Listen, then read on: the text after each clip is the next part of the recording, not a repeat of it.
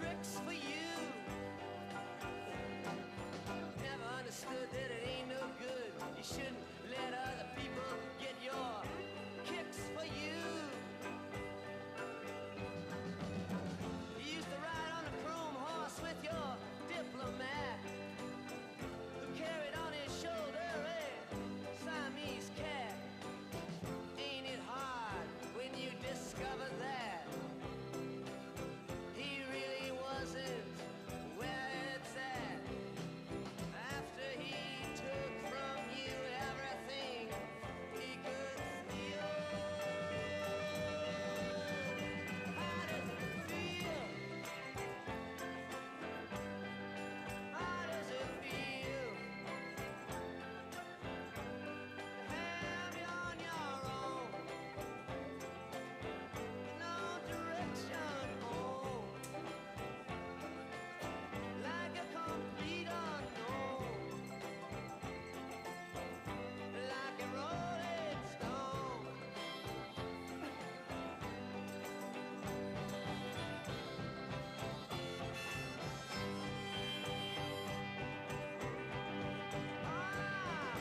Princess on the steeple and all the pretty people, they're all drinking, thinking that they got it made, exchanging all precious gifts. But you better take a diamond ring, you better pawn it, babe. You used to be so amused at Napoleon and rags and the language that he used. Go to him now, he calls you, you can't refuse. When you ain't got nothing, you got nothing to lose. You're invisible now, you got no secrets to conceal. How does it feel? How does it feel to be on your own, with no direction home, like a complete unknown, like a rolling stone?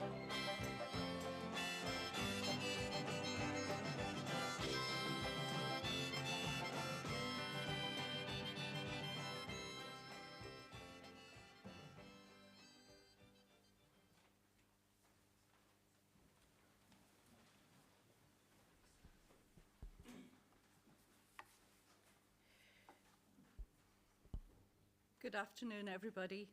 Phones on silent, please. Welcome, everybody, to this gathering to remember and reflect on Bill Graham's life. I'll guide you through the proceedings. There will be no religious involvement. Our first music was by Bob Dylan. Although Bill came to him late, he'd been more fond of Dylan's sometime partner, Joan Baez, for obvious reasons. He appreciated this song right to the end. Bill always said he'd had a great life. He was part of the lucky generation. Born at home in North Belfast on June the 11th, 1949, Bill's parents were Albert and Hazel, who met a few years previously during a wartime air raid evacuation. The chosen name for their firstborn was Philip, until an uncle looked at him and said, "That's a William, if I ever saw one." His mum didn't want it shortened to Billy, so immediately used Bill. Bill had two younger sisters, Heather and Rosemary, and the family lived on Stirling Avenue in the Craiga area of East Belfast. Bill reportedly was a lovely wee boy. That's how he looked in photos, and attended Lisnashara Primary School. He passed the 11+ exam, and it was decided he would go to Annadale Grammar School. If you aren't aware, that was a pivotal step up in a person's life. A recent obituary I read of a person of similar age to Bill said that it was quite a good time to be born.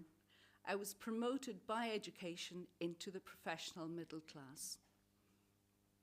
So although education was important for Bill, and his sister Rosemary said she used to think he was born in his school uniform, let's reflect a little on his happy life at home. Heather and Rosemary would like to share some thoughts.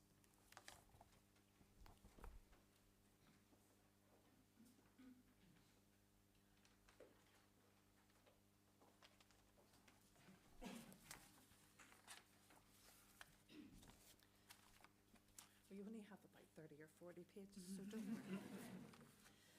I'm Heather, and this is Rosemary, my big brother. At the young age of 3.5, Bill's life changed when his new wee sister arrived. We loved each other. Bill was very caring and looked after me well. If I asked to play with him and his friends, he just said that I was young and couldn't play boys' games. If I wanted to go places with him, he just said I was too young and the roads were dangerous for me. He was always very good at excuses why I couldn't play outside with him.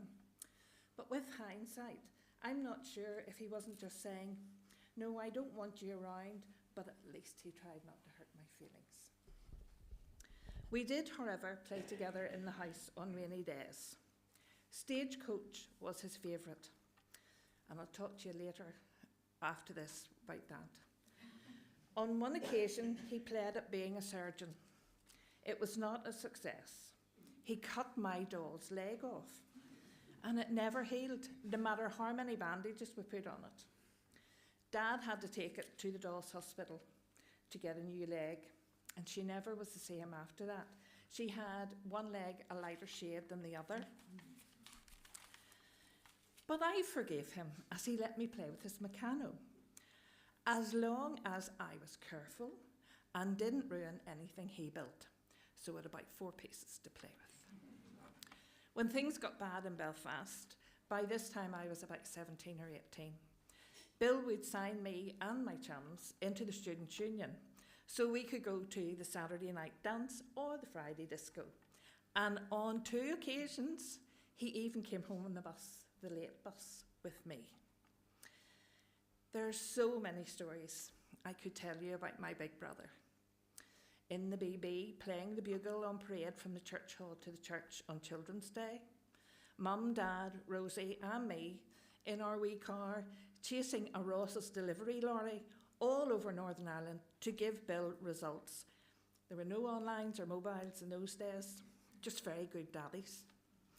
Going to see Bill in pantomime at the church hall, that was a treat. Watching him mountaineering around the footpath of the City Hall in Belfast for Rag. Having to be quiet at night because Bill's studying. And I remember my mum making him this drink which involved a raw egg, and it looked awful, but Mum said it did him really good.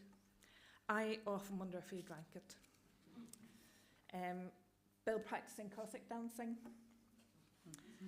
and so many memories of our childhood. Graham and Andrew, my sons, have great memories of their Uncle Bill, and my husband John has memories of keeping Bill's cars on the road while he was at Queen's. If only we had a year or 2 to tell you all our memories. Bernie, Rosie and I would like to thank you for the love and wonderful care that you've given Bill, not only over the last few years, but from the day you met him.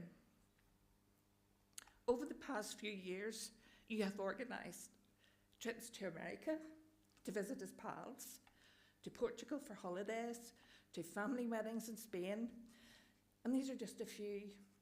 And for this, we admire you and are truly thankful. Like Rosie, I will miss Bill terribly. However, I have lovely memories of him, and he will be forever in my heart. Now, we have a wee poem that I found, and Rosie and I are going to read it. It's In Memory of a Wonderful Brother by an unknown author. I hold on to my memories, the ones that are so dear, to try and keep you always close. Now you are not here. But we're called it was your time, but it is so true that you left a legacy. There was no one like you. You were very special, and all I want to say, I feel lost in many ways. You're not here today, but I will never forget you, and I know I have been blessed to have you for my brother, because you were the very best. So I have just a few things that I would like to tell you about Bill and my experiences with him in our life together. And I've called mine my lovely brother. Bill was my big brother. He was 11 and a half when I arrived, and so was considerably bigger than me right through my childhood. In today's terms, he was an influencer in my life. He influenced me in many good and positive ways, and I'd like to share a few of those with you. Pets. Bill bought me my first pets. I was chuffed when, as a birthday present, he gave me 2 goldfish. One was pink, which is quite rare, and the other gold. The pink fish lived about a year, but I had that goldfish for many more years. Now, today when I think about that, maybe Bill bought me 1 pink fish and several goldfishes. Anyway, when the fish were done, I moved on to dogs. Buffets. I was around 7, Bill was around 19. He knew that he would be at home all day, and so instead of taking a packed lunch to school, I was allowed to come home. When I arrived home, Bill showed me to my seat at our little picnic table that he had set up in the living room with plates of goodies. And he explained we were having a buffet lunch and I could eat whatever I liked. I was well chuffed. Such bragging in school that afternoon. Now, I thought my buffet was a special thing unique to Bill and me. However, when chatting with Ben and Ross, it transpires that a buffet was Bill's go-to breakfast, lunch, dinner option. Oh, the old buffet thing, they laughed. Well, I suppose the good thing is Bill taught us how to handle a buffet. Rugby. I never played rugby. I don't watch it much, other than the Ireland games. However, I did notice that a rugby sock was much larger than a small girl's white knee sock. So, at Christmas time each year, I hung up one of Bill's rugby socks. And it was always filled to the brim. So thank you very much, Santa. Takeaways. In the 1970s, the Graham family livened up a weekend dinner by adding a teaspoon of curry powder to the stew, or sometimes having a Vesta curry. Now, some of you won't know what a Vesta curry is, but it was basically some unrecognisable dried food that you added water to and heated and was supposed to pass as a curry. Imagine our delight when Bill brought a real Indian meal home for us to share. It was a taste sensation for 10-year-old me, so much more delicious than the Vesta, and I have loved Indian food since. When I was about 13, Bill moved to work at the University of California in Berkeley. Mum, Dad and I took a trip out to see him in 1976. Well, the USA, home to Starsky and Hutch, a takeaway extravaganza lay ahead for me. So I had Kentucky Fried Chicken, I had McDonald's, and I had pizza, all for the first time. This was years before they opened in Ireland. So, oh yes, I was very well chuffed. Music. I never liked the Rolling Stones or The Who, but I did like Elton John. And before leaving to go to the USA, Bill gave me his Elton John Goodbye Yellow Brick Road album. Again, well chuffed. Heather said I wouldn't understand the lyrics. She was correct. It took a while before I even knew what it was that I didn't understand. And so physics. I think chats with Bill when I was young instilled my love of science. Fortunately, he returned to live in Northern Ireland just as I was doing my A-levels, and so in time to help me with some physics revision. And also, he was able to give my chums and I the occasional lift on our nights out. Even more chuffed. Later on, he encouraged me to study for a master's degree at Ulster University, researching an aspect of the thick film circuits that were produced where I was working at the time. I then had to switch to Queen's because the physics department at UU closed. And again, he helped me get all that sorted to allow me to continue on.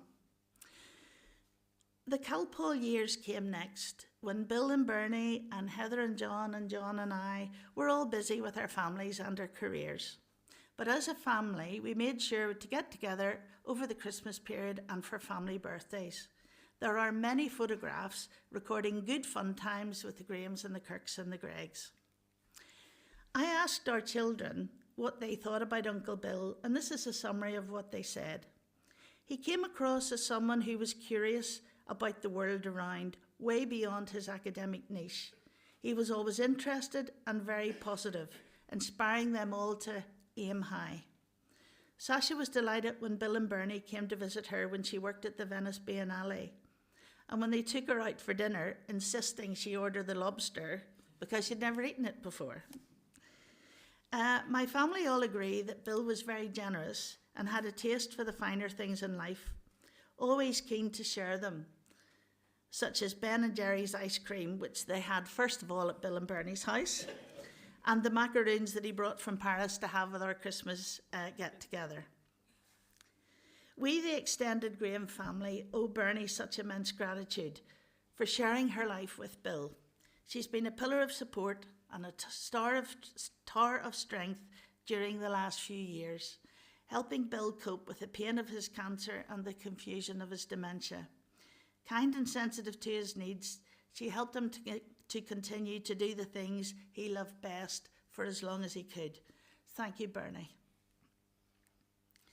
Bill retained the zest for life and his positive outlook to the end, taking pleasure in the simple things: a nice view, sunny weather, cups of tea, nice desserts, and of course chocolate.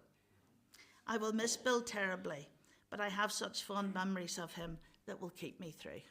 Thank you.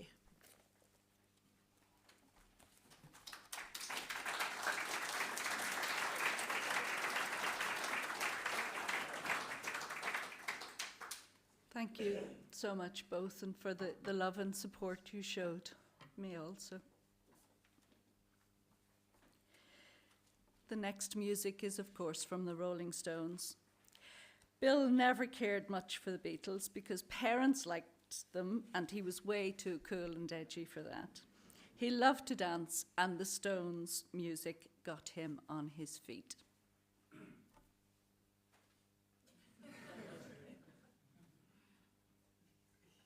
There's a man out there who can see me, so what's happened?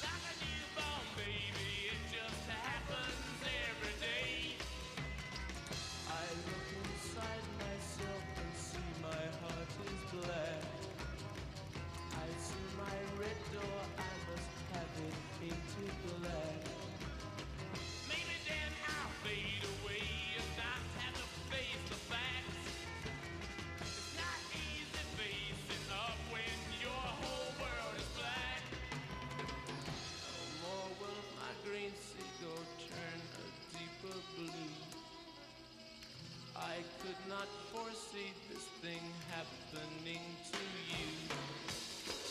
If I look hard enough into the setting sun, my love will laugh with me before the morning comes.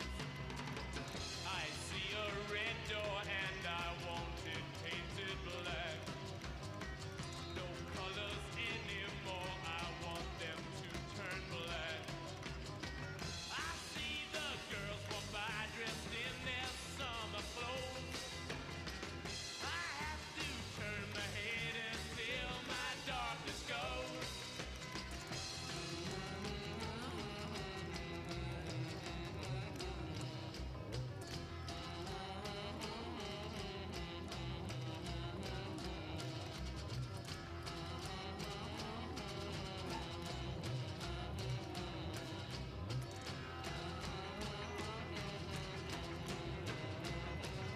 I wanna see a faded, faded black, black as night, black as coal. I wanna see the sun blotted out from the sky. I wanna see a faded, faded, faded, faded black. Yeah.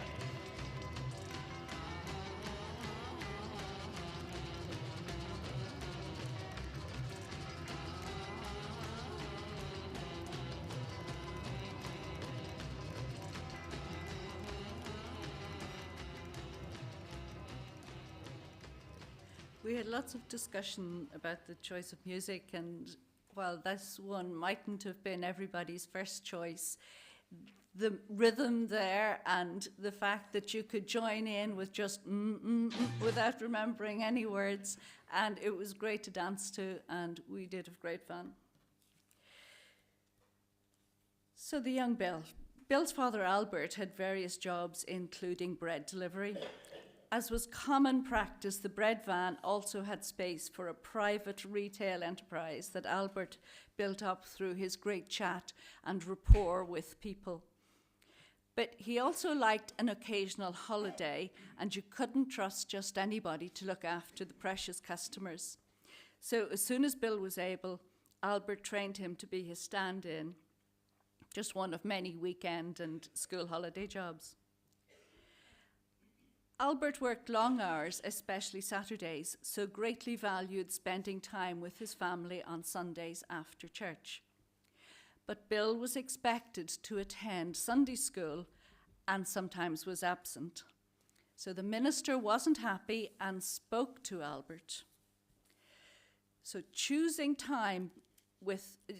between time with a father he loved and religious education was easy for Bill. No more Sunday school.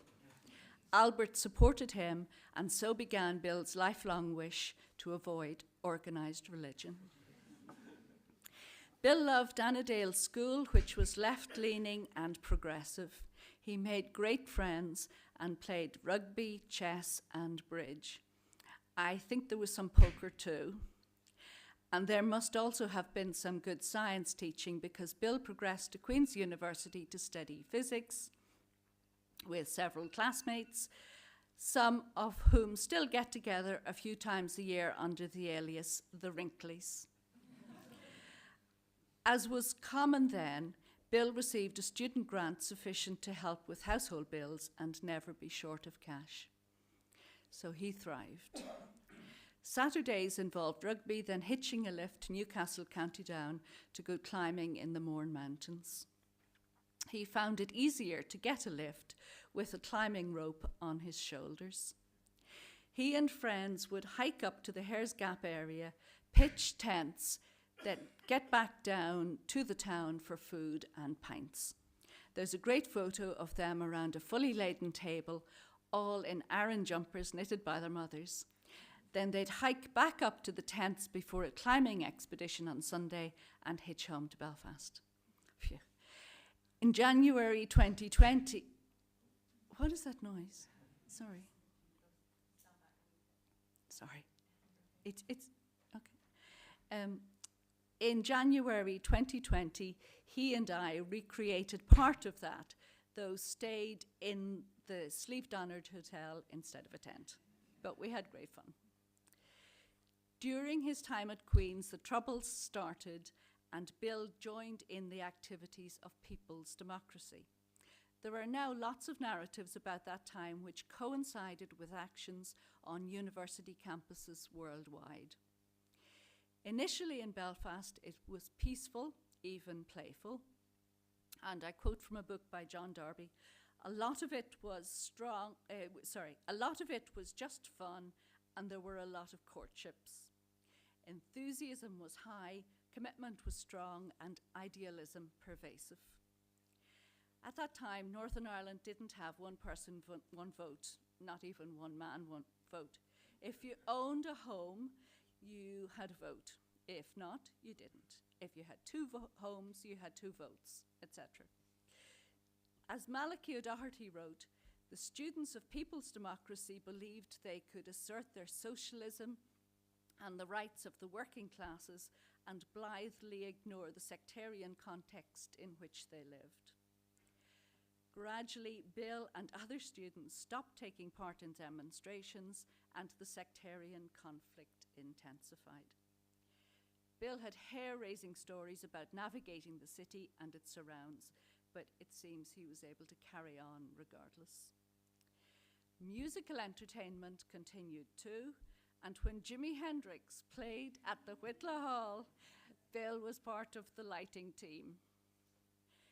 Even though Bill thought Rory Gallagher was the better guitarist, and I couldn't like either of them, let's hear from Jimmy.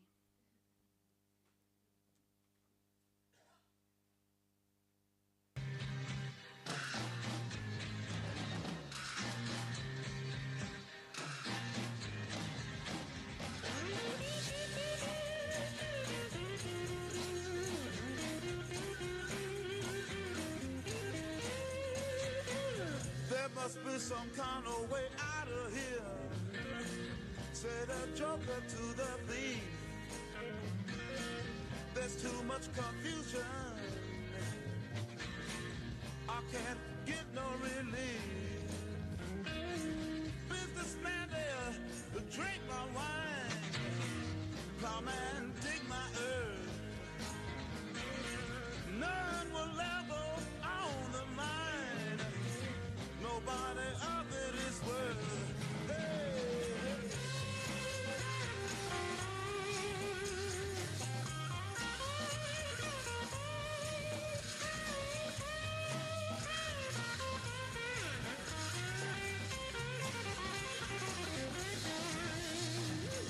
No reason to get excited. The thief be kindly spoke.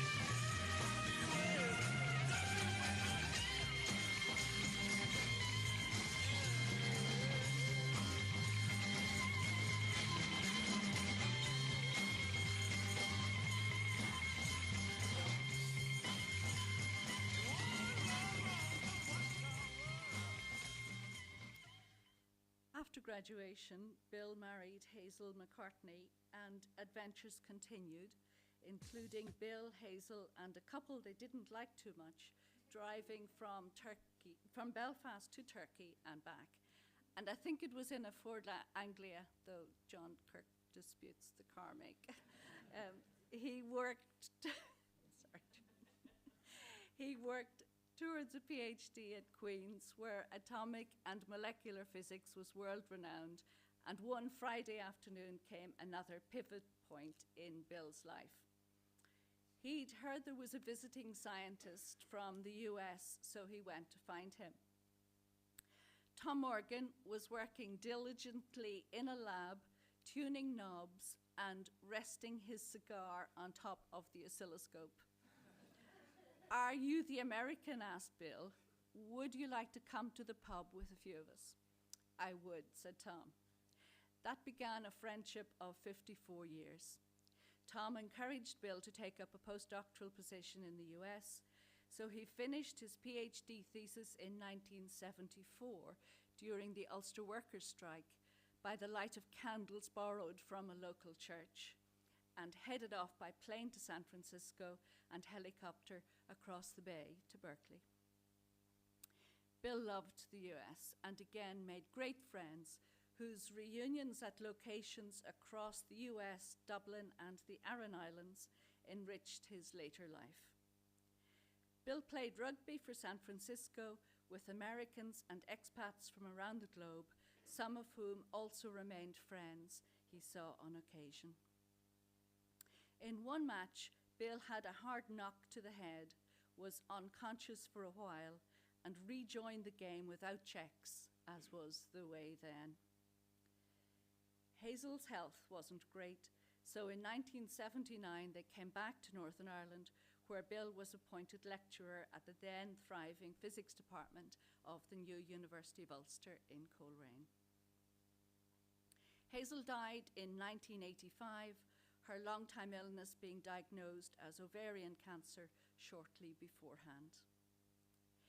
Months later, I met Bill when physics and the biology department where I worked had their Christmas party on the same day at the Bayview Hotel, Port Ballantrae. Things nearly ended then, however, because Bill left for the month of January to a conference in Mexico and an experiment at Tom's University. But he came back, and I'd found an easy person to love. Bill went off again to spend summer 1986 in California, and I visited for a few weeks. We used to run together sometimes, no more than 10K, but the San Francisco Marathon was on, so we decided to run a bit just to be part of the thing. Of course, we finished.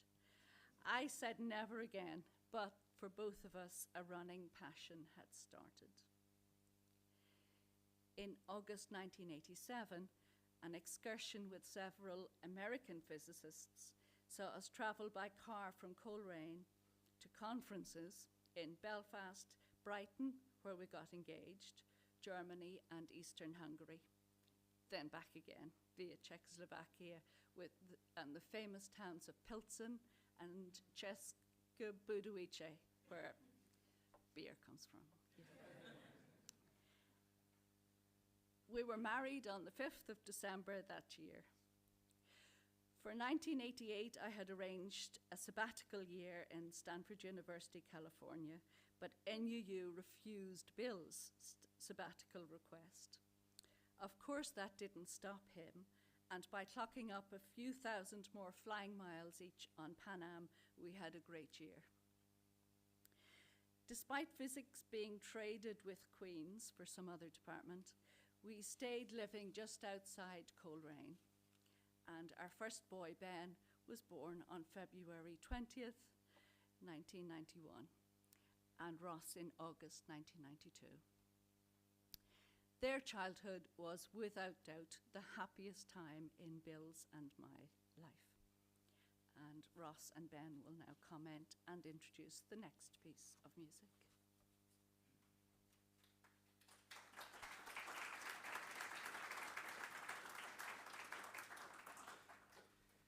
Hi everyone, I'm Ross. It's such a privilege to be here today, talking about my hero, my dad. I'd like to first talk about him as a father. He was a tender, loving father with whom I always felt safe, protected, and loved. I look at photos from my childhood, and in so many of them, I'm glued to his side, holding his hand or holding onto his leg.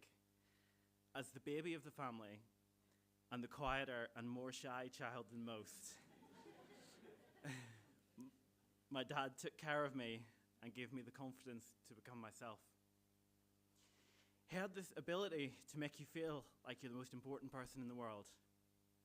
I remember starting secondary school, not much of a big deal since Ben had already started, but Dad kept telling me how excited he was for me and how great I would do. He was my biggest supporter, and that continued into my adult life. I will always remember his absolute joy when I was accepted into university and got my degrees. He was, as we say in these parts, a big softie, not afraid to show his emotions. I hope that I can demonstrate the same emotional intelligence in my own life so that everyone around me knows how special and important they are, because that's what Dad did. Dad saw the good in all people, and he respected everyone in the same way, whether they be an esteemed physics colleague visiting from abroad or someone serving him coffee. He was polite and interested in everyone. As teenagers, Ben and I would often be left embarrassed as he pursued a conversation in a shop or a restaurant. But in hindsight, it's such a positive reflection of the person that he was. His respect for everyone and his down-to-earth nature extended into his politics. I always say one of the main reasons I wanted to work in government was because of my dad. Even though he was an esteemed scientist by profession, he impressed upon me the importance of politics and government if we are to achieve a functioning and caring society.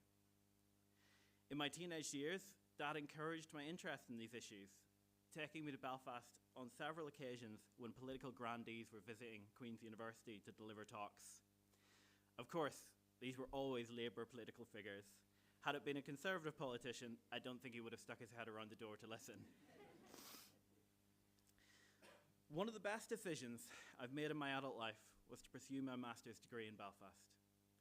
Sure, the degree was okay, but it's mostly because I got to spend so much time with my dad before he got so unwell.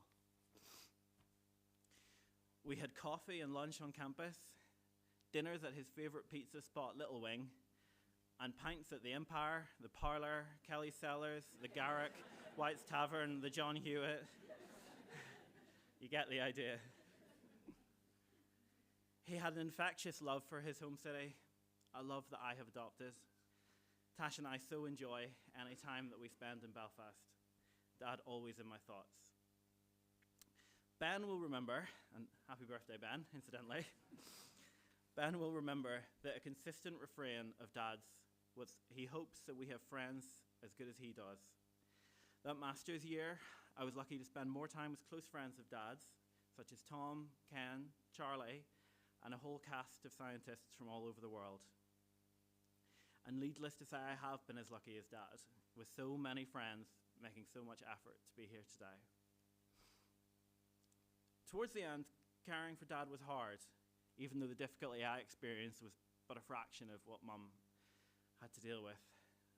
But I still feel lucky to have spent so much time with him as he got so unwell. I wish that I could have talked to him about my latest job, about our new home, and about our upcoming wedding. But he wasn't capable of that. But I'll always remember the year before last, driving him around and listening to Bob Dylan in the car. Driving was good for Dad in the middle phase of his dementia. Strapped in, he was less restless, less likely to get himself into trouble. As we drove, he remarked that with the monotonous road ahead and the music enveloping both of us, he said that he felt like he was floating. He was so peaceful and content. I hope and believe that he is similarly peaceful now. Goodbye, Dad. And Ben's going to go next.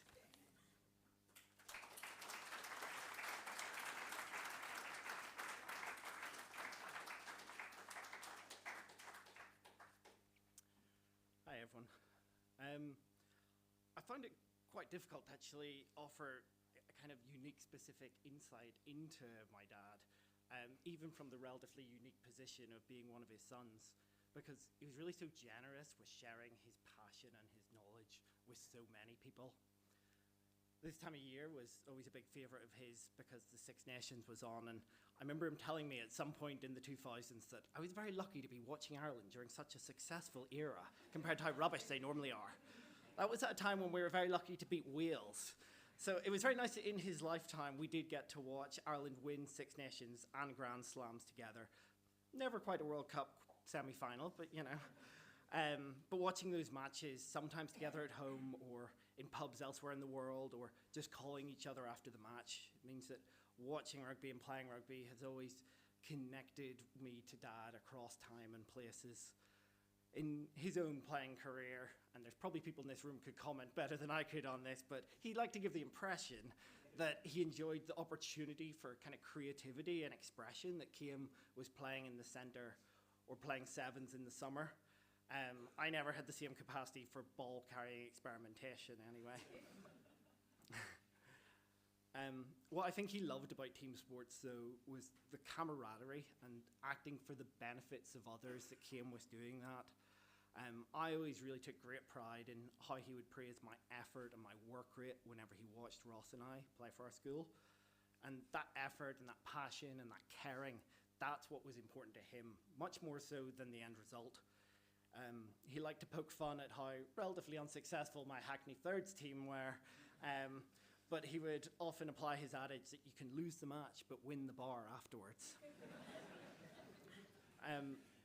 He was a great believer in getting out there and doing it, like just go for it was something that he'd really kind of say and chant to you, whether it was going to play a match or a run or even like going into exams. It was about just going for it.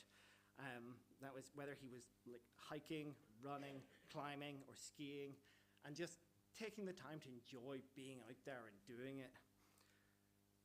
Carl Sagan once said that science is actually more a way of thinking than it is a body of knowledge, and I think that really describes how he approached the world. He really believed and would encourage others to take calculated risks that offered the opportunity to embrace new things and follow ambitions, see new places, try new things, and approach the world with an open mind, and to really take on challenges with gusto. He was always very curious and enthused by what Ross and I were getting up to, and he always loved to come and visit us in London, or more recently in Brighton. And he loved taking in the busy energy of places, and that's included like Dalston and Stoke Newington in East London, as well as Brooklyn and his beloved San Francisco, as well as Paris or Tokyo or anywhere that a conference might just happen to pop up, especially if there was somewhere that was going to be playing live music, which he always sought out wherever he went. He had a real generosity of knowledge and enthusiasm that really extended, it included his sons and his students and his PhDs, right up to sharing his passion and enthusiasm on Radio 4 in our time, which might not be the medium with the kind of academic rigor of some of his published works, but we find it's a really lovely public testament to the role that he played in the world of plasma physics and how he believed in opening that world up for other people. Dad and our mum have always been a really great team, and they presented a very unified, kind of shared vision for what life should be, and obviously have been a wonderful example of what Ross and I can aspire to. And while the chances of me getting an honorary doctorate are probably pretty unlikely anytime soon, he always made us feel that he was very proud of us and how we had chosen to our own routes through life. I just want to take a moment to say thanks for our mum and everything she's done in supporting and caring for Dad over the last few years. You've taken on so much, and through sheer willpower and love, you've almost literally carried Dad to new and familiar places around the world that allowed him to keep living the wonderful life that he did, even through the really intense challenges of recent years. And I want to extend that thanks to everyone who took the time to support Mum and Dad. It's been a wonderful reminder of how widely loved he was and how many friends he made over his lifetime. Over the past few years, as he struggled and losing his memory, and Ross and I then had this kind of experience, this sense of losing our dad over this expanded period of time and losing our memory of who he was. But over this past week, it's actually just been amazing to hear so many stories from so many people, from so many different parts of his life, and how strong he endures in the memory of all of us. That means that we've really regained this strength of memory, and it's almost like we can remember so much more of who he really was. And going forward, I hope we can all carry with us that passion, that enthusiasm, and that enjoyment forward through life that he had. So this next song is a very positive one. This was a big Saturday morning anthem of Dad's when he'd make breakfast, very, very well-cooked eggs, and dance around the kitchen with us. So this is Search for the Hero by M People. If we give next song, please. Thanks.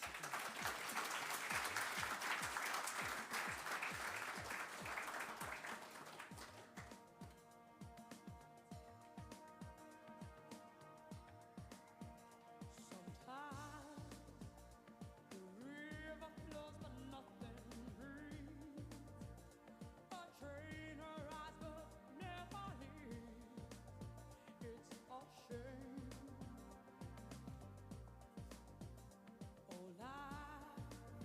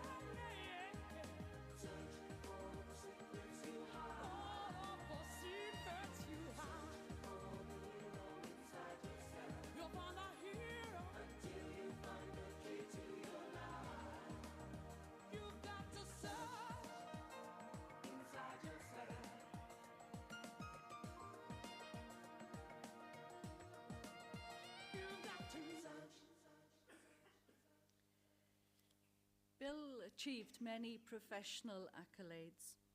He loved leading the International Centre for Experimental Physics that included redeveloping the Queen's University Physics Building. I was part of a similar initiative at UU, and the Times Higher Ed newspaper called us the posh and becks of academia. But what Bill loved most was working with and mentoring research students and junior colleagues. Many kept in touch with him after progressing to scientific careers around the globe, and a good number attended Bill's retirement event in 2018. And thank you to those who join us today. Bill and I had wonderful, busy lives together. Loads of laughter, fun, travel, adventures, family, friends.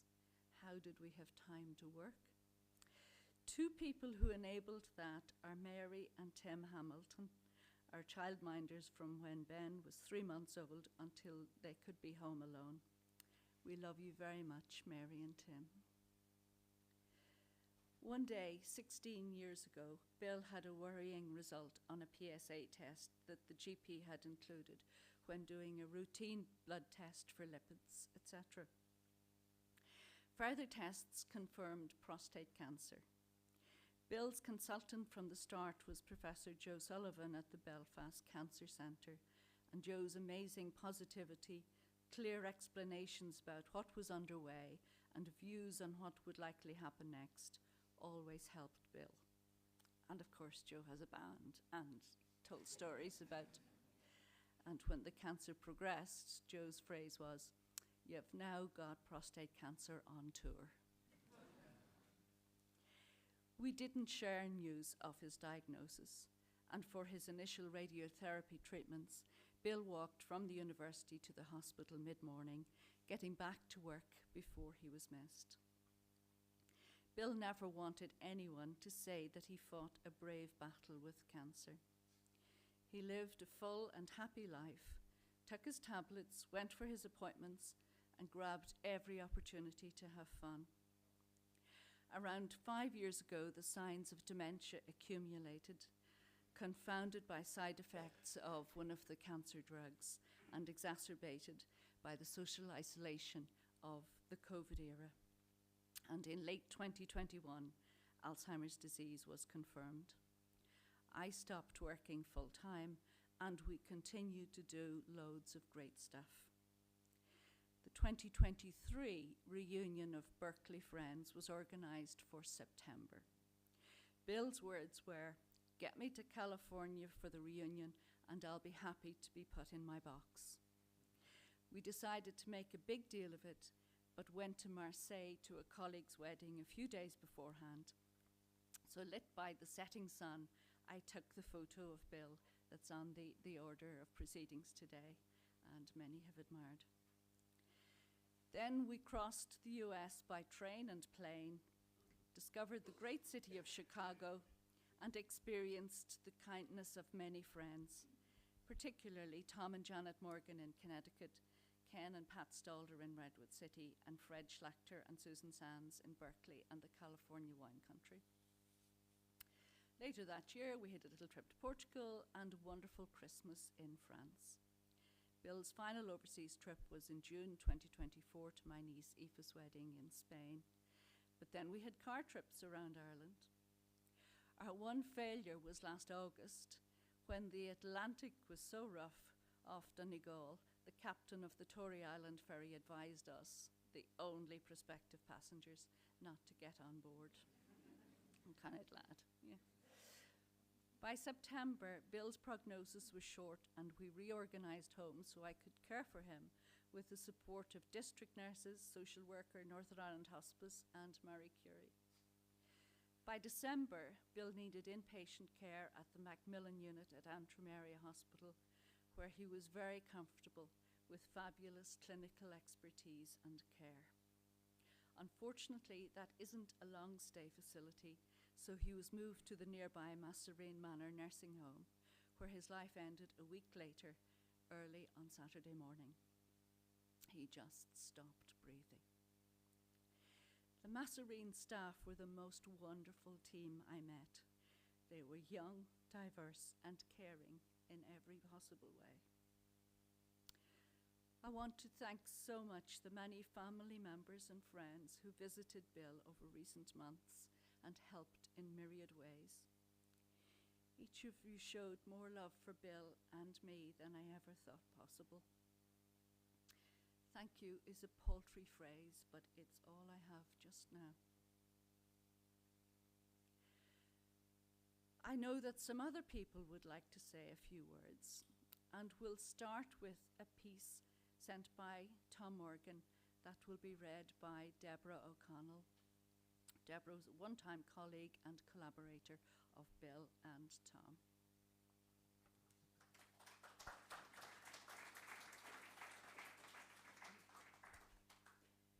Thank you, Bernie, and I'm very happy and privileged to read this for Tom. My name is Tom Morgan.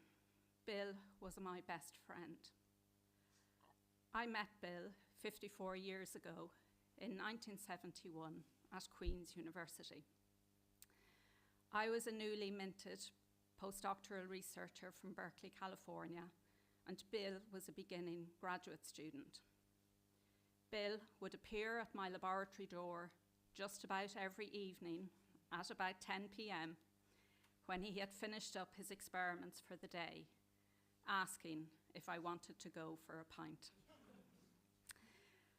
I really did, but I was often reluctant. It was not the best of times, but Bill's resolve paid off, and a bond between us formed over many times working and having fun together during those 2 years. Bill finished his PhD in 1974 and arrived at the University of California, Lawrence Berkeley Lab to join the research group where I had received my PhD. We both were very happy about that. Bill was keeping me connected with the research group. He had a very successful career at Berkeley, doing many experiments and publishing several papers. Happily, I was a co-author on a few. I have fond memories of our discussions about his future plans. He could stay at the Berkeley Lab permanently, but the lure of Northern Ireland was in his heart.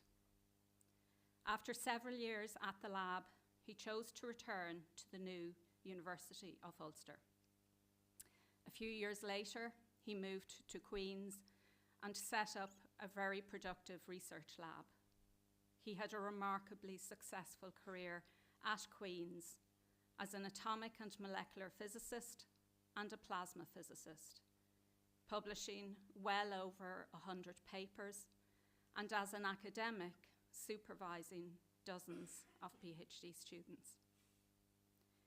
Bill had a remarkably successful second career as a collaborator on several large-scale experiments at research laboratories throughout the world.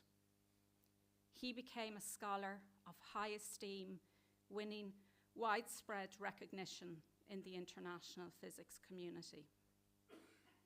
He was a fellow of the American Physical Society, a fellow of the Institute of Physics UK and Ireland, president of the Institute of Physics in Ireland, a fellow of the Royal Irish Academy, and awardee of the Von Engel and Franklin Plasma Physics Research Prize. Each of these honours is reserved for a very small percentage of scientists. He was also a skillful organiser of conferences, and his presentations at meetings had special joie de vivre about them. It was obvious he was enjoying himself. He was a great role model. His enthusiasm was contagious. It was great fun working with him. He loved doing experiments, and he had the very special gift of knowing when to go for a pint. Bill was an adventurer. He enjoyed just about everything: the outdoors, the indoors, rainy days, sunny days. It didn't matter. he enjoyed it all. He brought his A game to everything he did. 2 examples. He circumnavigated Ireland by bicycle as a young lad, and he ran marathons. I was fortunate to join him for a few in New York City. Once, while he was training, he sent me this message. Bernie and I have just completed an 8-mile run. I, for one, am knackered. Hannigan looks distressingly fresh.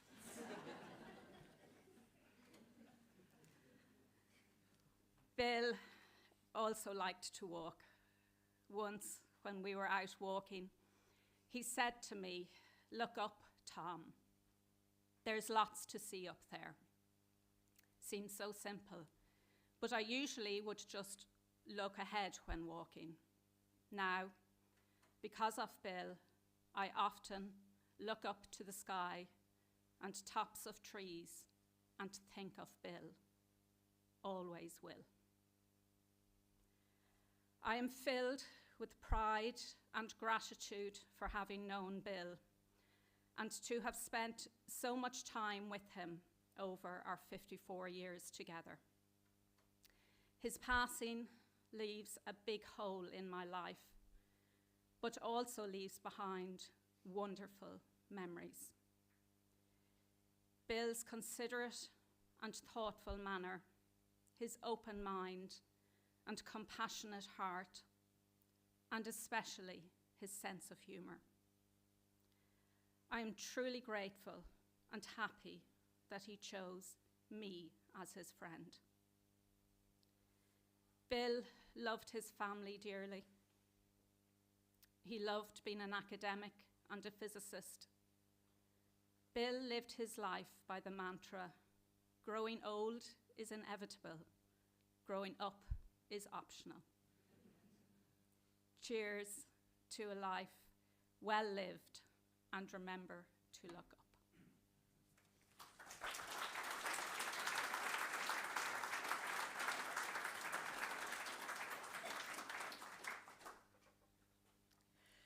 So now we have an opportunity for anyone else who would like to speak, and you can either come up here if you wish or just stand where you are.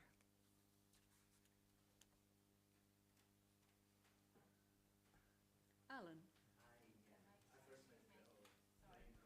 So, I think we can hear. Alison, can everybody hear? Yeah. Oh, the live stream won't get it if you stay in your place. So, okay, sorry about that, Alison, sorry.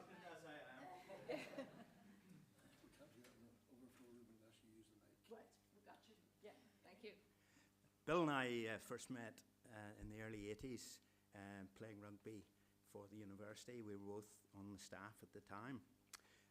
We played for a season together in the centre, and surprisingly perhaps, we formed quite a useful combination.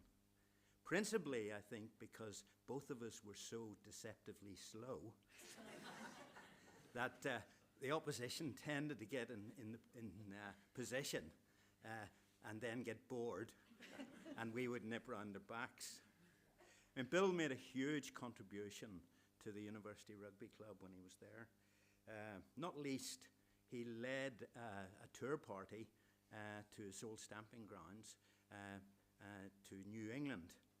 And the little ruffians of UUC, as they had become at that time, got a chance to mix with the preppies of Yale and Wesleyan College, which I think had a huge impact on them. Last week, when Bill died, I sent out an email to some of the guys, to a lunch group, these early retirees, but we within about an hour, I had got back something like a dozen replies, and I'll indulge you with one or two of them.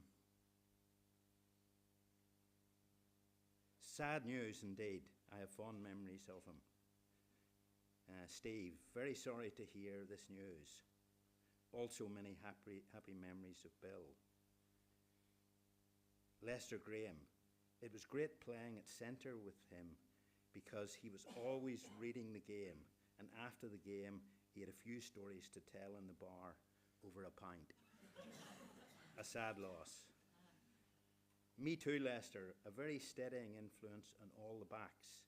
Never saw him angry, always a gentleman, even when we made mistakes. Sympathy to all his friends and family. So sorry to hear this news, Mac. One of the nicest men I met during my uni days, and of course, a fellow Annandalian. Condolences to the family circle. Sorry to hear the sad news. A true gentleman always. An absolute gentleman from Sean Keane, stoic and strong, and never far from a chuckle. You can see that well looked after, and remember those, the context of those comments were 19, 20, 21-year-olds who were playing with a guy in his 30s, mid-30s.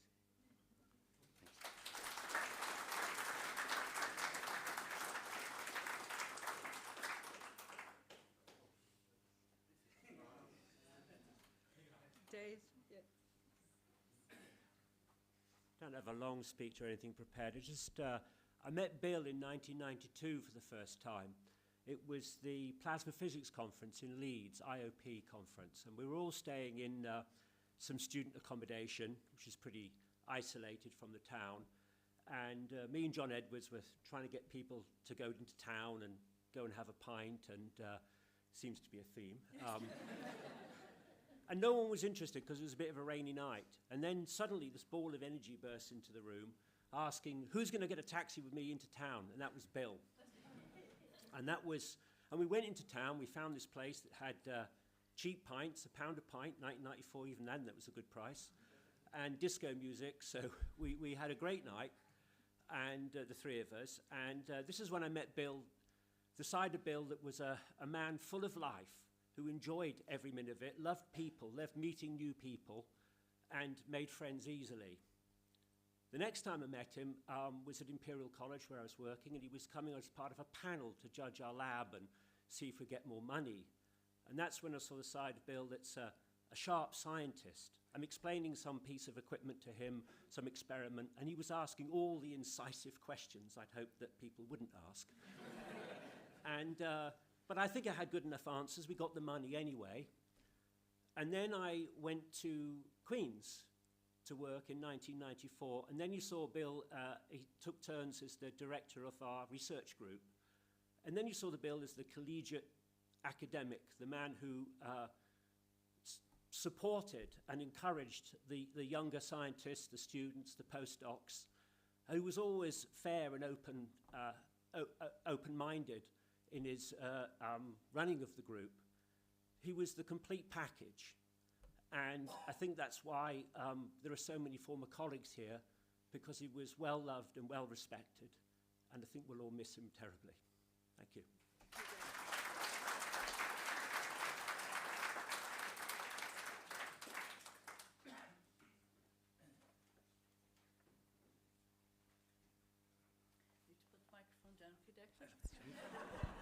That's a good way to start.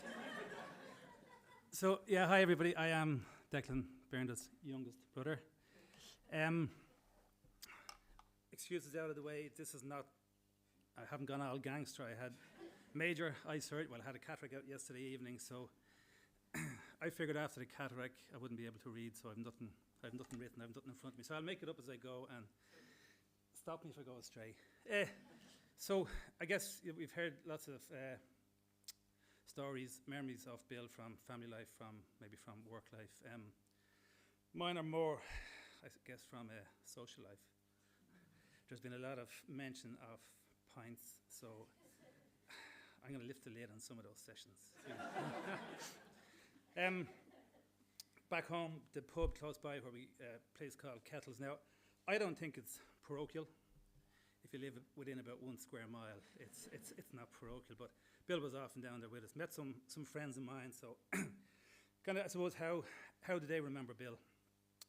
There's one guy, Ian Donnelly, some of you will know him, played a lot of rugby spoke to Bill lots of times about travelling, about rugby, about things. So last week, I was down there, I was talking to himself, some other friends, I was talking about Bill, just telling him, you know, and he said, will you travel for the service? And I said, yeah, we'll drive up later in the week. And he was like looking at me, you're telling me you're going to drive to effing Canada? I'm like, no, up to Coleraine. They'd spoken lots of times. Bill convinced this guy he's from Canada. And every time he spoke to him, they spoke for about an hour at our wedding. They met so many times, so he still thought he was from Canada. So hang on to that for a moment. He's from Canada. Two other guys were there, two brothers, unique brothers. Ian and Mousy O'Brien is their names. And it's, Mousy particularly, he's an aircraft engineer, but he's really interested in all things aeronautical, really interested in physics. So Mouse said, oh, I met him. I had a great conversation with him the last time. Sometime he was here, and he met up at a party in my house as well. And so I'm figuring they had some deep and detailed conversation about physics. And I said, Mouse, tell me about it. Yeah, he taught me how to hang a spoon off my nose. So Bill had a party piece where he hung a spoon off his nose. Now, maybe there was physics involved in that, I don't know, but Bill also always reminded me that for anatomical reasons, I couldn't hang a spoon off my nose.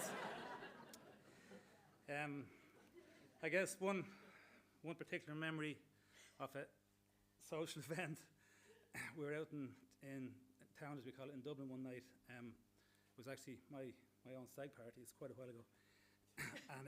And some early hours in the morning, I was talking, actually, this came up last weekend. I was out again, 2 days in a row. I was out last weekend. I was in a pub on Westmoreland Street called Kennedy's, which Bill would have been to many times after the Ireland Rugby Internationals. I was talking to a good friend of mine, Niall Walsh. We had vivid memories of my stag party, and some hours in the AM, two guys going down Grafton Street in the centre of Dublin. They were up getting jockey backs and whooping like cowboys. So it was Bill and his good friend Ken. Ken, I think you're watching here somewhere, so apologies, Ken, for that. But and they were whooping, and they got renamed that night as the Lone Ranger and Buffalo Bill. So I guess to pull that all together, somewhere out there among all the great memories, there's a Canadian cowboy with a spoon hanging from his nose. So that's it. Thanks, everybody. Thanks. Thanks. That was great. Thank you.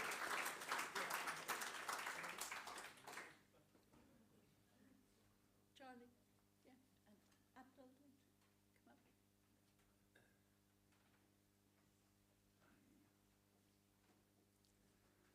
Hello there. I wrote a long speech for today. Got to sound like Christy Moore introducing Shane McGowan without the wit, smartassery or warmth. So I put it all into ChatGPT, GPT, or Charlie GPT. And it threw away all the lines about the noisy whirlwind that was Bill, stories from interviews, his deliberate misdirections. Sadly, it rejected any references to barbecues, rugby, globetrotting, or marathons. It got rid of all the knock-knock jokes and the magic with spoons. Got rid of the lines about blues clubs on the wrong side of the tracks, clandestine wakes during the pandemic, and the physics of beer lectures. It even removed references of millions and millions of pounds gained for Northern Ireland science by a small household in Garva. But what it left was the essence, allegedly. Bill built the most cohesive and effective group I've ever worked in. He openly said that when it came to his career accomplishments, he simply listened to Bernie, her brain, her nous. Do you think polymaths should be allowed to marry? Of course. Bill was a brilliant physicist with copious professional achievements. But for me, what made him stand out was his personality. First and obviously his enthusiasm. Then there was his integrity with people and scientifically. But most of all was his encouragement. He encouraged everybody at every opportunity. Simple as that. Essentially, he had enough courage for the rest of us. So that's why it's easy to have truly loved the chap. Well, generally, Bill would finish the night by blowing the popcorn stand. But he'd also sign off his emails with cheers. Thank you.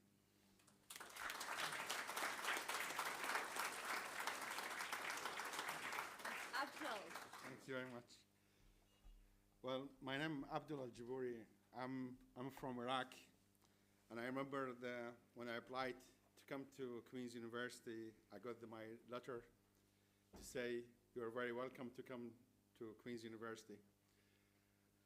And I remember I was in Edinburgh to my English language course, where I was told, don't go to Northern Ireland, they don't speak English. Bill invited me to come over to cross the Irish Sea, and to make sure, basically, I don't get much shocked by the trouble that time. He was very warm. He was really took me around and took me to my equipment, which is I did my PhD that time, was in Coleraine, and he took me a tour around Port Stewart and Port Trush, just to show me basically how wonderful Northern Ireland. And before I left, he said to me, are you coming? He says, yeah. So Bill was, as Ben said, very generous man. He was my family during the Iraq War in 1991. He was a bit concerned because I started losing weight, and I remember it was Sunday working my experiment, and he turned up, and he tried to persuade me to give me some money just in case I don't have money to eat. And I says, no, never. I says, why? He says, well, Bill, I says, well, yeah, I could basically walk the road and knock me down. He says, oh, don't worry about it, it's only money. And he repeated next Sunday, 2 Sunday after that. And I saw him, actually, he didn't see me. So I didn't go to my lab. I went to my office, I locked the door and kept it. And he says, Abdul, I know you are there. Open the door. I did like half an hour. So he was like, really to me like brother, father, a family, because I lost my contact with my father for 3 years, and I never forget that. And I had the privilege to travel with him 3 places in a conference, and one of the conference was in Brookhaven in New York. And being from Iraq, being working for physics that time, plasma physics, and unfortunately, I was assigned a CIA person to sit beside me. Very attractive girl, very attractive girl. Bill tried to convince me I should basically. I says, no, CIA. I said, no. And then he discovered that later stage, and we went. The part of the dinner, the entertainment we took us to the Opera House. Wonderful place. And Mike Hopkins was, and Roy McAdams, and myself and Bill. And Bill didn't didn't rock his boat that time. And he whispered in my ear, are you enjoying that? I said, no. Let's go out then. So it was great because the CIA person, Stephanie, was beside me. I said, excuse me, I'm just going to go to the toilet. And then Bill followed me and Mike Hopkins, and managed me to take a taxi to go as far as possible. So that's really a lot of memory, and it was basically, again, it's a sad one to hear the news, but I will basically, his memory will stay with me forever. Thank you very much.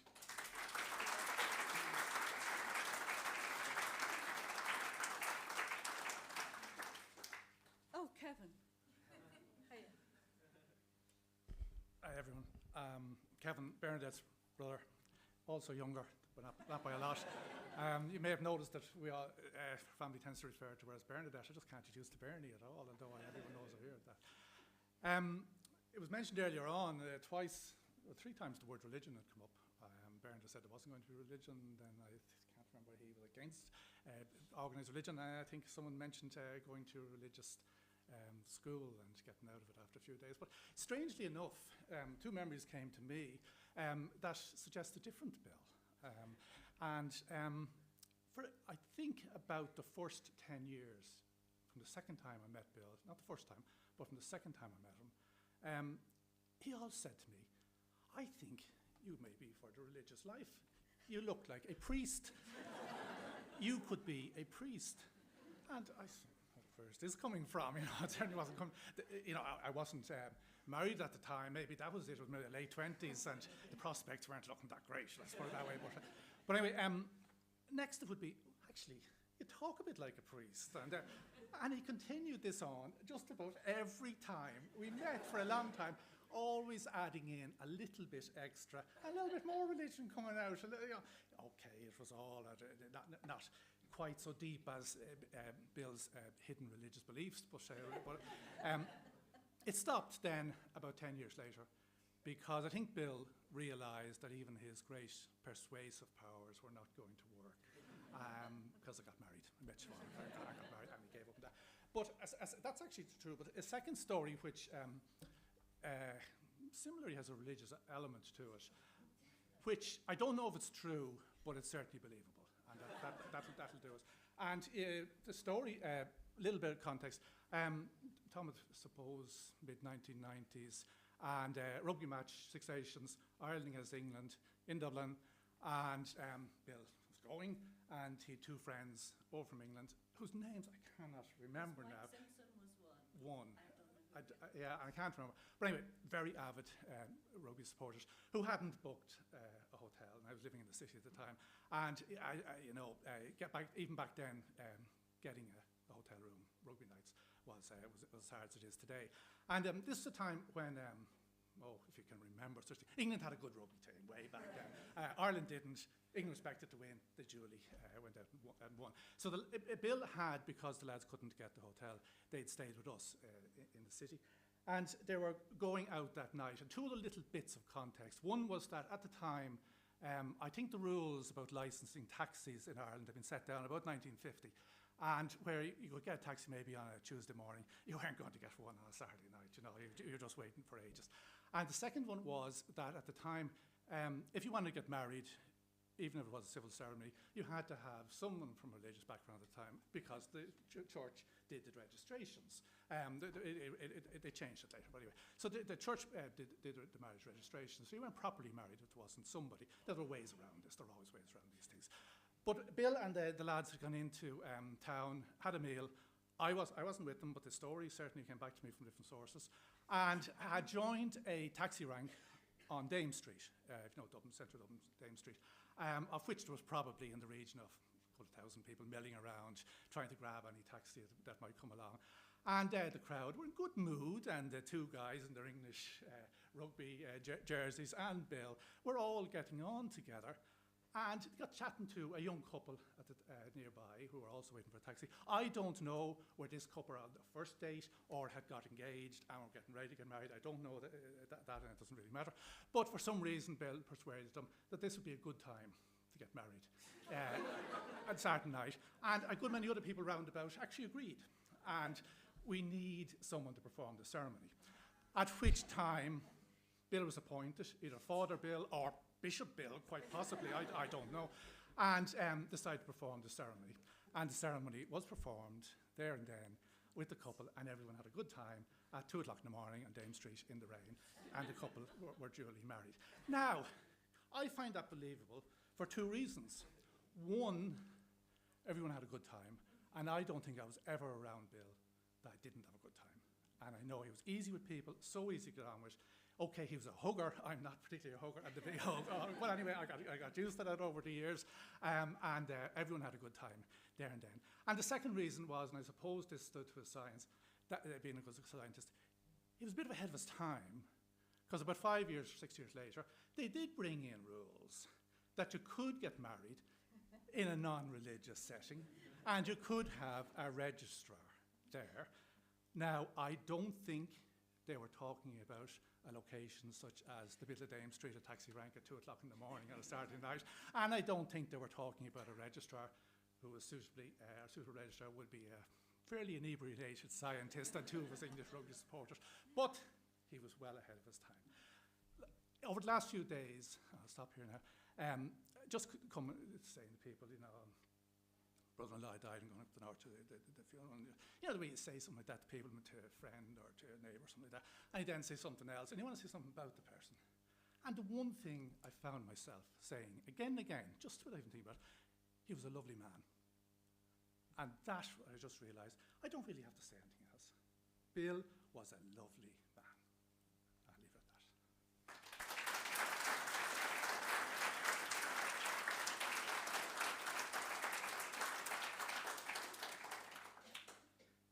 Okay, let's have just a couple of pieces of music quickly, redolent of Bill's time with many friends.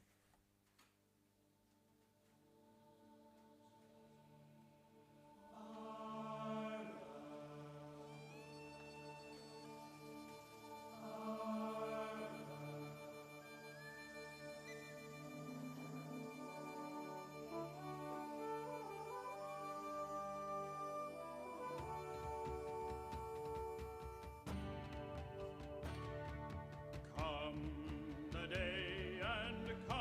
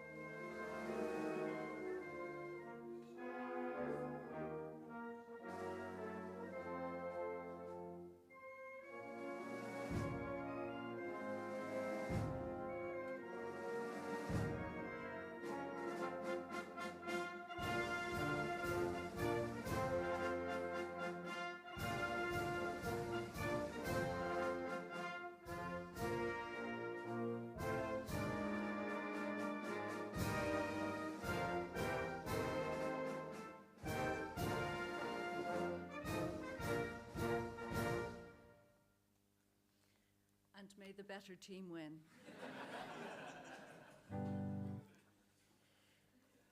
To conclude, Bill loved people so much and lived for fun with family, friends, and the physics community, many of whom quickly became friends too.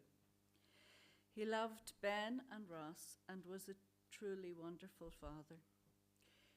He also loved our cat, Madame, who he named and who spent many years of her life with her asleep on his lap. And he loved me, and I loved him. Bill will stay here in the funeral home until cremation tomorrow at Roselawn in Belfast. I suggest after our last piece of music we sit for a moment, then we'll head up to the Bushtown Hotel, where everybody is welcome to join us for refreshments and a meal that will be served from 5:30. Thank you to Alison, Lindsay, and all the staff here at Wade & Son. From the first phone call, they made the whole process as easy as possible. The final music is from the 1990s, though I only heard it recently. It's not one that Bill knew, but many of the lyrics are relevant to him and me. Here's Nick Cave and the Bad Seeds with Into My Arms.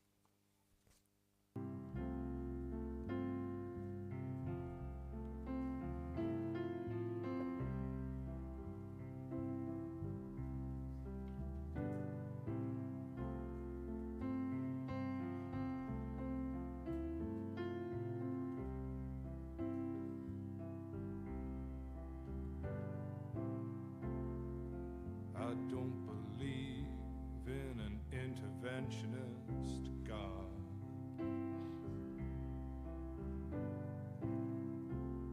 but I know, darling, that you do.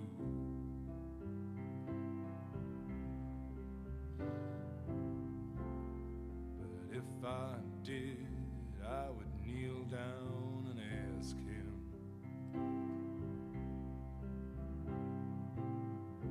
not to intervene when it came to you. Well, not to touch a hair in your head, leave you as you are. If he felt he had to direct you, then direct you into my arms. Into my arms, oh Lord, into my arms, oh Lord, into my arms, oh Lord, into my arms.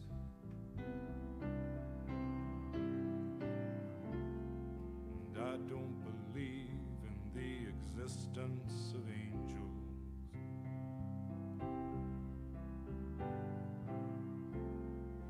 Looking at you, I wonder if that's true.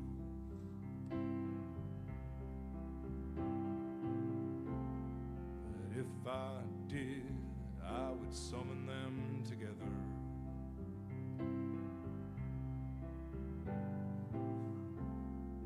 And ask them to watch over you. Well, to each burn a candle for you, to make bright and clear your path, and to walk like Christ in grace and love and guide you into my arms.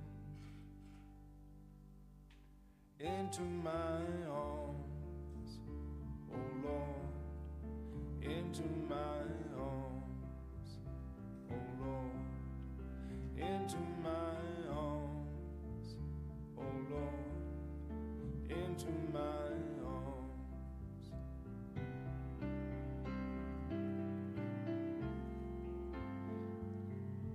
But I believe in love,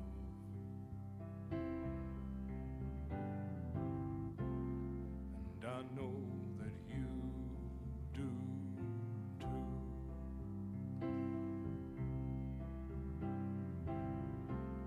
And I believe in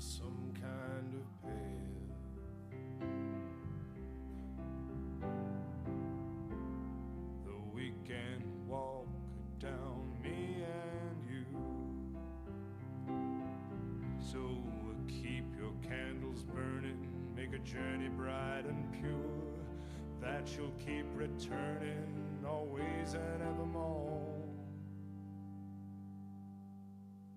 Into my arms, oh Lord, into my